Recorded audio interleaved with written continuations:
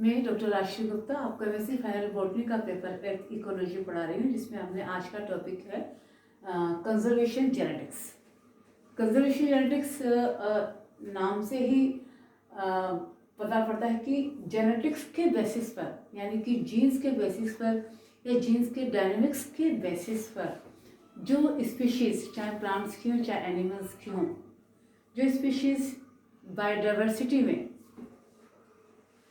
Extinct हो रही हैं, उनका जीन्स के बेसिस पर उनको कंजर्व करना, उनको रिस्टोर करना, या उनको रिस्टोर करने में या उनको कंजर्व करने में जेनेटिक्स का यूज़ करना कहलाएगा कंजर्वेशन जेनेटिक्स, है ना।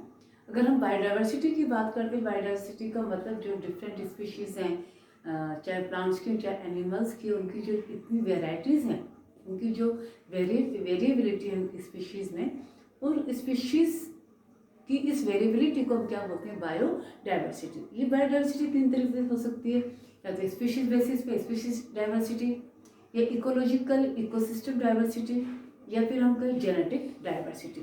मतलब ये डाइवर्सिटी जो है जीन्स के बेसिस पर भी हो सकती है, स्पीशीज के बेसिस पर भी हो सकती है, और इकोलॉजी या इकोसिस्टम के बेसिस पर भी हो सकती है। तो इस जीन टेक्नोलॉजी को कहें या हम जीन्स डायनेमिक्स को कहें, किस तरह से स्पीशीज़ को बचाने में, इस स्पीशीज़ को कंजर्व करने में, जो एक्सटिंक्ट होती जाएगी, एक्सटिंक्ट होने वाली है, उसको कंजर्व करने में हमारी हेल्प कर सकती है, इसको हम बोलेंगे कंजर्वेशन जेनेटिक्स। कंजर्वेशन जेनेटिक्स एक तरह से जो पॉपुलेशन जेनेटिक्स हम पढ़ते हैं उसका ही एक पार्ट है, एक इंटरडिसिप्लिनरी पार्ट है पॉपुलेशन जेनेटिक्स का। तो ये it aims to understand the dynamics of genes in population to avoid extinction. It applies genetic methods to conservation and restoration of biodiversity. यानी जैसे कि हम किसी भी काम करने के लिए कोई भी मेथड अपनाते हैं, तो इसमें जो मेथड अपनाएंगे वो कौन से मेथड होंगे, जेनेटिक मेथड। जेनेटिक मेथड बहुत सारे, जेनेटिक मेथड के बेसिस पर हम एक्सटिंक्ट होने वाली स्पीशीज को कंजर्व कर सकते हैं, बचा सकते हैं, रिस्टोर कर सकते हैं। इसलिए इस टेक्नोलॉजी का नाम हमने क्या दिया, conservation genetics. Genetic diversity is one of the 3 levels of biodiversity.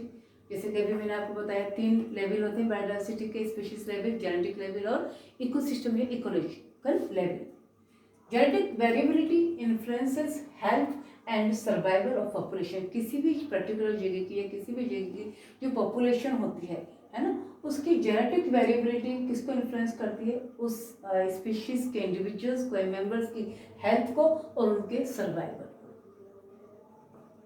Decreased, अगर जेनेटिक डाइवर्सिटी, किसी बायोडाइवर्सिटी की जेनेटिक डाइवर्सिटी या किसी पॉपुलेशन की जेनेटिक डाइवर्सिटी डिक्रीज्ड है, बहुत कम है, तो decreased genetic diversity is associated with reduced fitness, diminished population growth, reduced immunity and ultimately higher extinction risk। जब सारी चीज़ें लो होंगी, reduced fitness, reduced population growth, reduced immunity, तो इससे फाइनली क्या होगा कि जो एक्सटिंक्शन रिस्क है पॉपुलेशन का या स्पीशीज का, वो क्या होगा, ज़्यादा होगा। इस एक्सटिंक्शन को बचाने के लिए, एक्सटिंक्शन को कम करने के लिए, स्पीशीज को कंजर्व या रिस्टोर करने के लिए कुछ टेक्निक्स है, जेनेटिक टेक्निक्स है। तो to assess the genomes of a species, जिनमें हम स्पीशीज का जीनोम का पता लगाकर उस टेक्निक के द्वारा हम उस स्पीशीज को एक्सटिंक्ट होने से बचा सकते हैं। जैसे कि DNA sequence technique, mini satellites, micro satellites, single nucleotide polymorphism and historic DNA, और इसके अलावा और भी बहुत सारी टेक्निक्स हैं।